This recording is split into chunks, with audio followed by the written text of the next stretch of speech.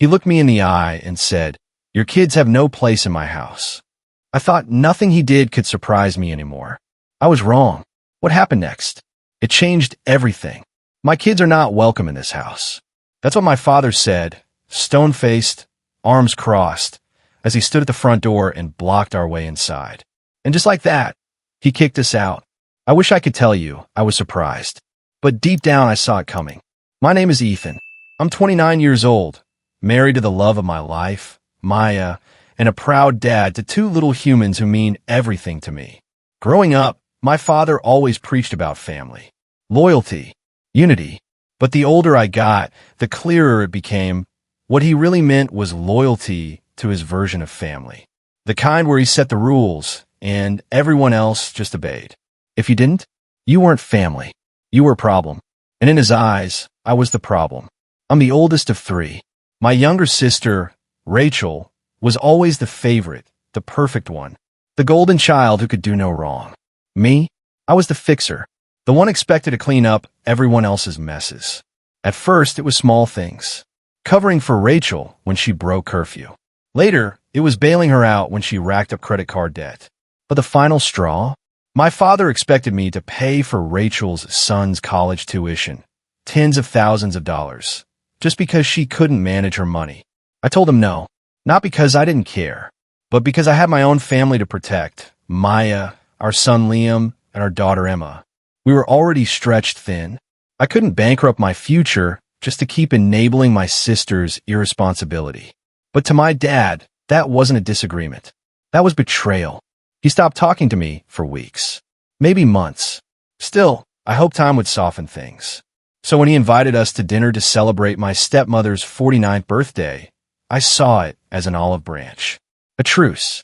A chance to rebuild. I couldn't have been more wrong. The birthday dinner that turned into a betrayal. We pulled up to their house just before sunset. The dinner table was already set inside. Roast beef, garlic bread, a fancy pasta dish my stepmother always bragged about making. Laughter echoed from the kitchen. Glasses clinked. It looked like a picture-perfect family gathering. For a moment, just a moment, I let myself believe maybe things were okay. That maybe the anger had cooled. That maybe, just maybe, my dad wanted to move forward. He opened the door and gave us a tight smile.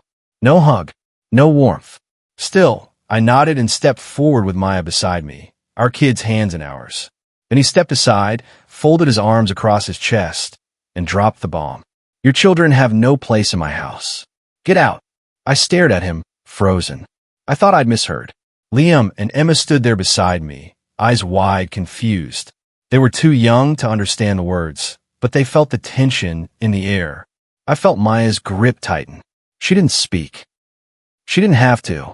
Her silence burned with fury. "You're kidding," I said, still trying to piece it together. "You're really doing this?" He didn't flinch. "You made your choice when you refused to help Rachel," he said. "We still have to pay for her son's tuition. That money has to come from somewhere." It took me a moment to process the insanity of what he was saying. He was punishing us for saying no, for not sacrificing our own kids' future just to bail Rachel out one more time. My stepmother stood a few feet behind him, arms crossed, watching like a satisfied spectator. "Actions have consequences," she said, smirking, like we were naughty kids being sent to our room, not a grown man being thrown out with his wife and children. I looked around the room. Rachel wouldn't meet my eyes. The rest of the family stayed quiet, pretending they hadn't heard, hadn't seen. No one said a word. No one stood up for us. Maya took a breath, sharp and deliberate. "Let's go," she said, already turning toward the car. I hesitated. For a second, I waited, hoped my dad would realize how cruel he was being, that he'd stop us, say something, but he didn't.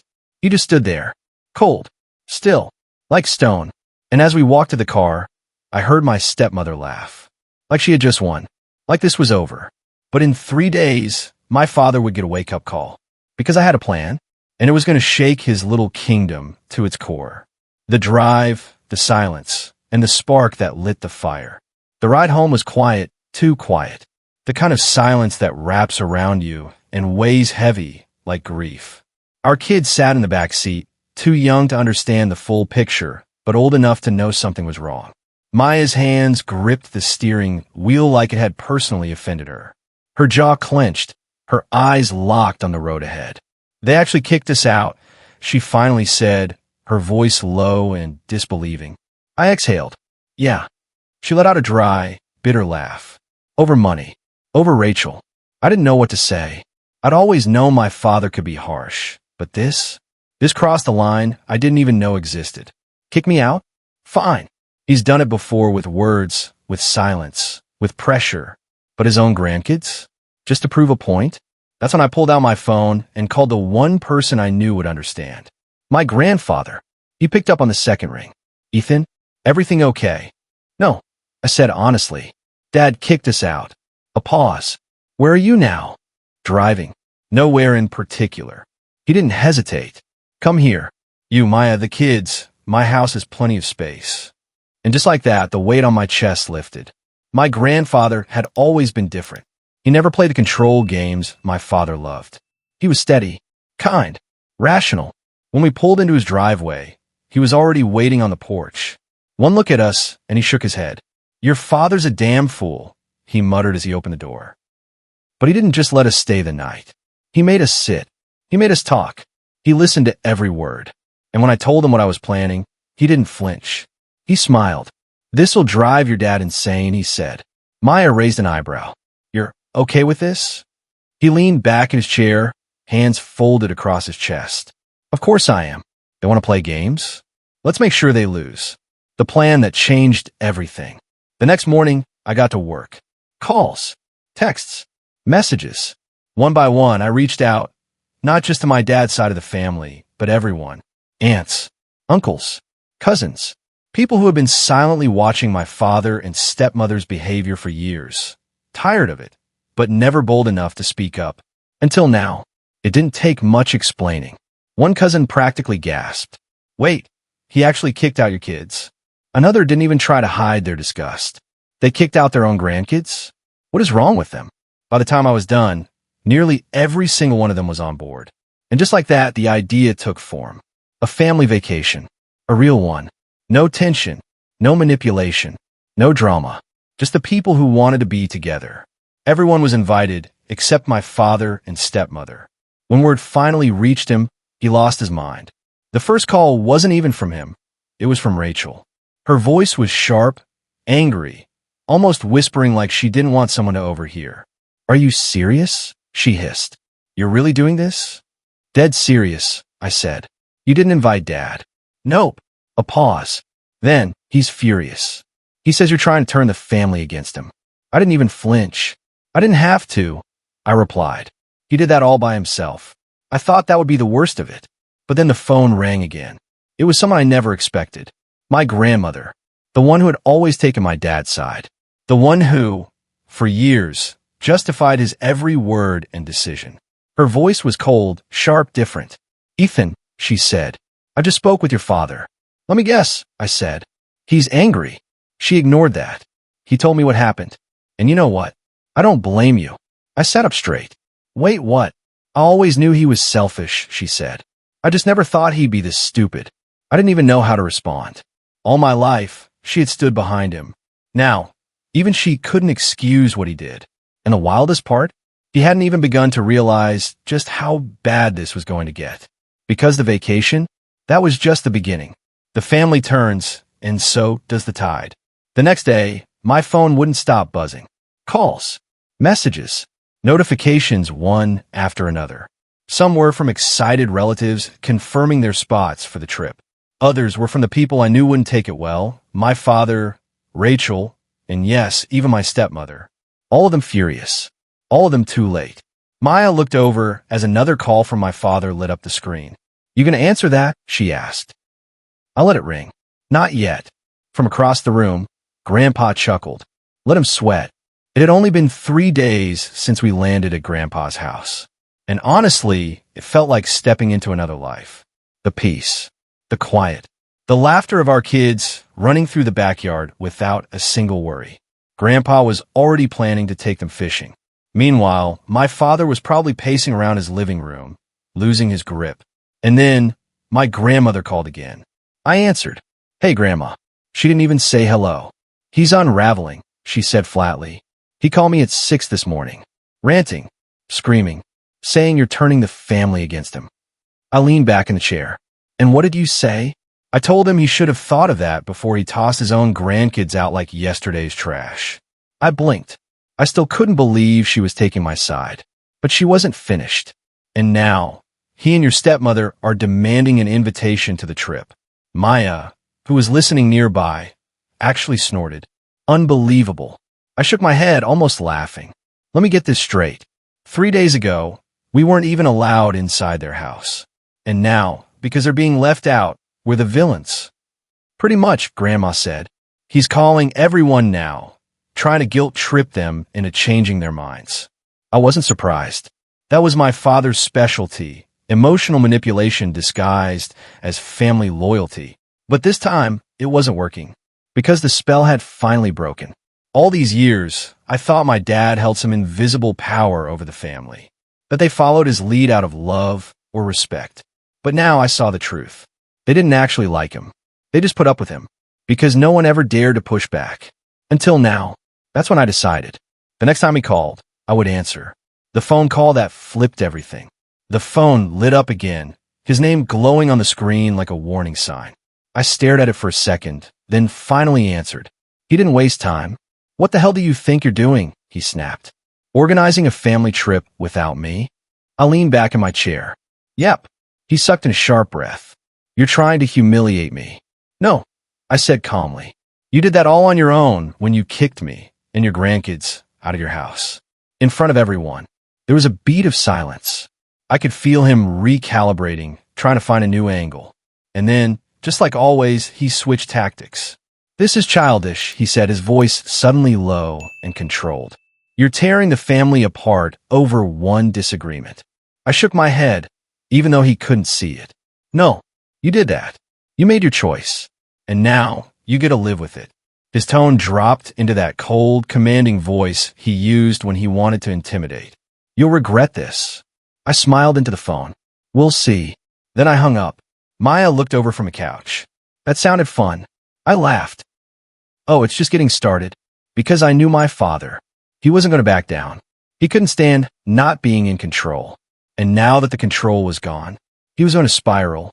The manipulation machine kicks in. Predictably, my father didn't take the hint. Instead of reflecting or apologizing, he did what he always did. He doubled down. First, he went into full victim mode. He started calling every relative he could think of, spinning a version of the story that made him sound like a wounded, misunderstood hero.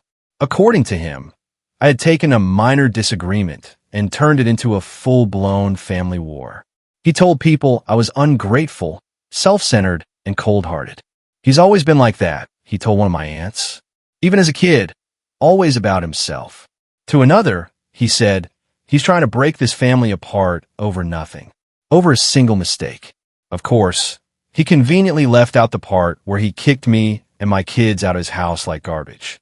Didn't quite fit the narrative. And right behind him, like a shadow, was Rachel. She had the most to lose if the family turned on him. Because if people stopped enabling Dad, they'd stop enabling her too. So she played her favorite role, the helpless, heartbroken little sister. He turned his back on me. She sobbed at the phone to anyone who'd listen. When I needed him the most, he abandoned me. All I could do was shake my head. Rachel had mastered the art of the emotional performance. Make herself the victim, stir up guilt, and wait for someone else, usually me, to come in and fix it all. But not this time, because something had shifted. People weren't falling for it anymore. Some of them even called me directly to say they saw right through it. Years of pent-up resentment toward my father, toward Rachel, it was finally bubbling to the surface. All I had done was draw the line. And now, the family, our real family, was starting to realize they didn't have to play his game anymore. The pettiest move yet, when a victim act failed, and the smear campaign fizzled out. My father tried something new, something so ridiculous, so petty, I actually thought it was a joke. He called me again, this time with a tone that was weirdly calm. No anger, no acquiescence. Just casual, like we were old buddies catching up. There was no mention of the trip, no mention of being excluded, No mention of kicking his grandchildren out of the house. Instead, he said something that made me pause. "You owe me money." I blinked. "Come again." "The bathroom," he said, as if it were obvious. "What bathroom?" "The one we renovated last year. You and your family used it when you visited." "That wasn't free, Ethan." I stared at the phone in stunned silence. Was he seriously trying to charge me for using a bathroom? Then my stepmother chimed in from the background, her voice syrupy and smug.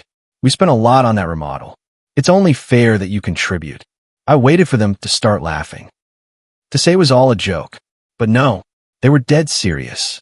My father went on about how guests should pitch in when using something expensive, that he had been too generous for too long, and I had taken advantage of him. Then he named the price. $5,000. $5,000 for using a bathroom. I didn't even argue. I just hung up. A minute later, Rachel texted me. "Just pay him. You can afford it."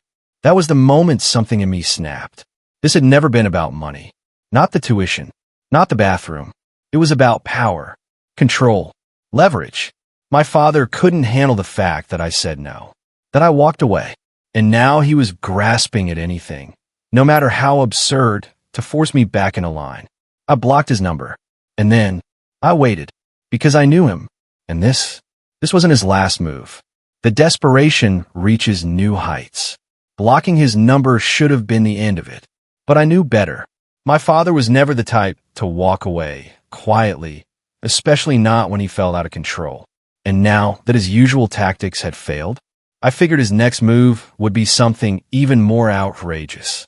What I didn't expect was this. It was Maya who saw it first. She walked into the kitchen where I was sitting with Grandpa, phone in hand, eyebrows raised halfway up her forehead. "You need to see this," she said, holding out her phone.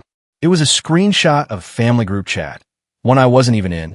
At the top was a cheerful little message from my father, complete with emojis. "So excited for the upcoming family vacation. Your stepmother and I will be there. Wouldn't miss it for the world.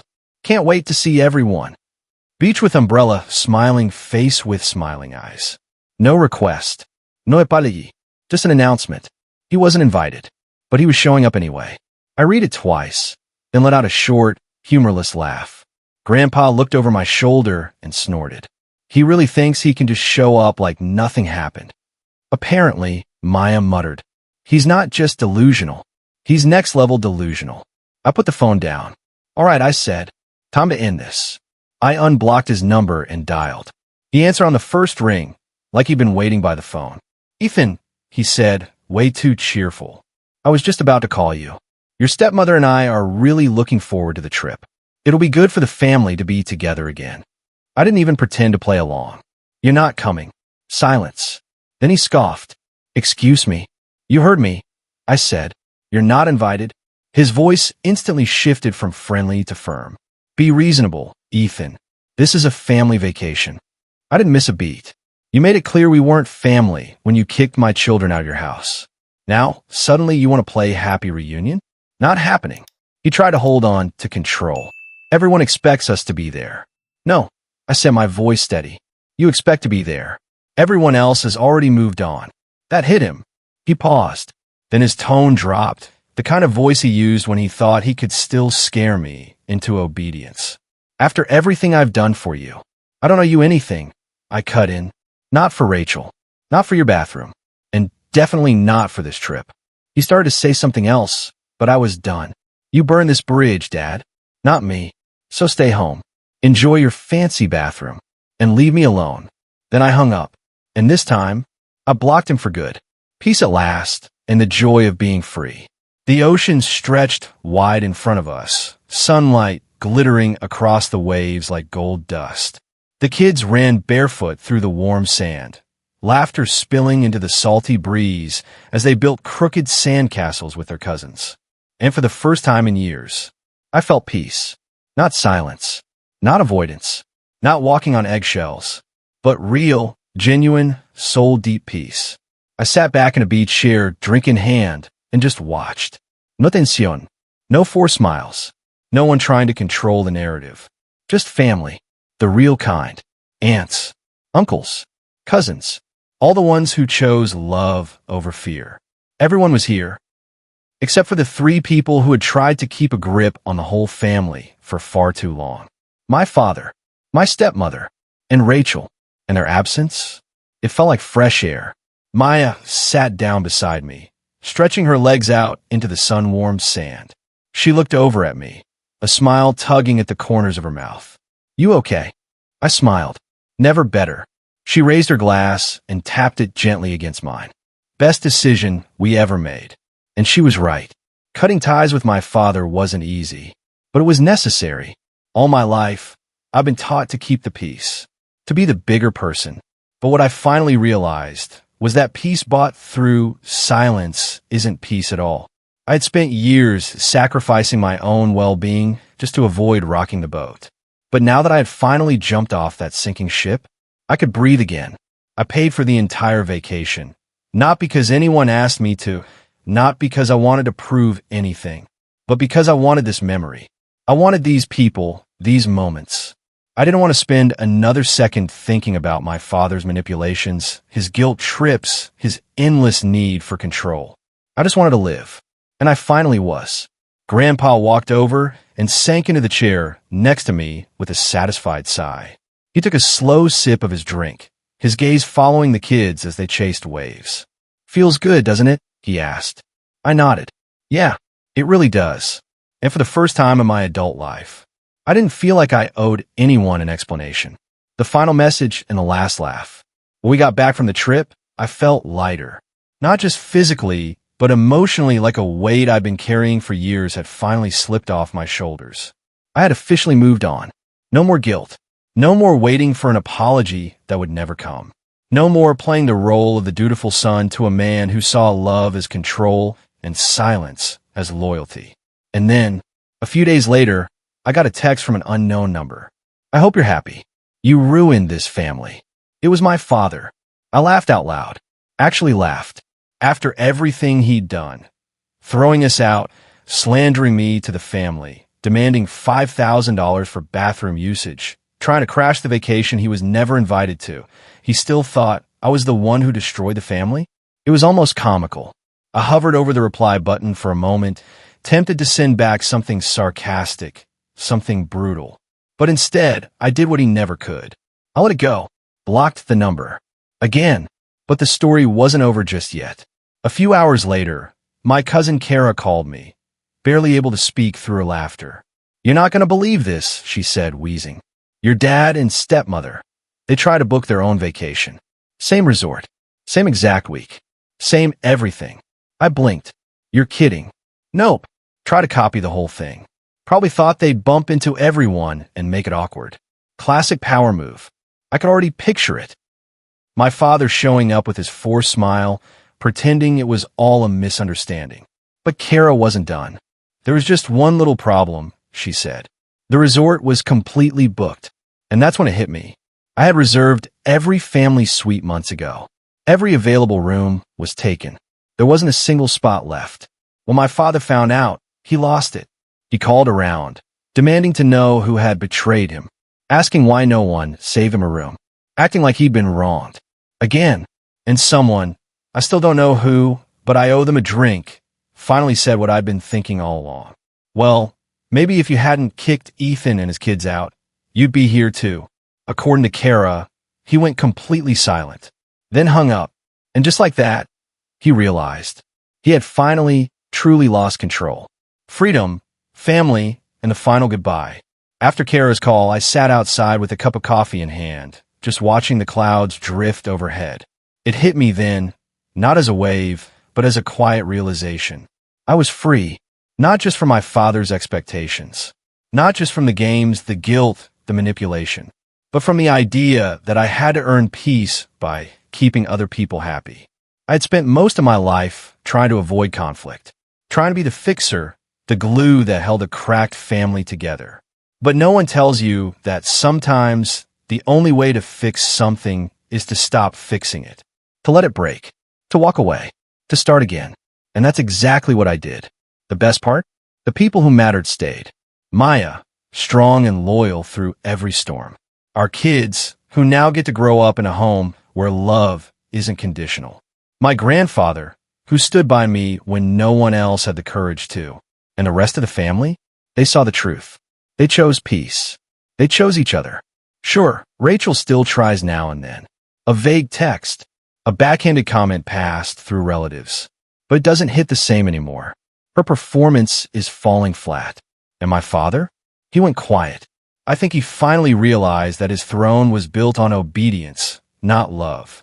And when the obedience disappeared, so did the kingdom. That's the thing about control.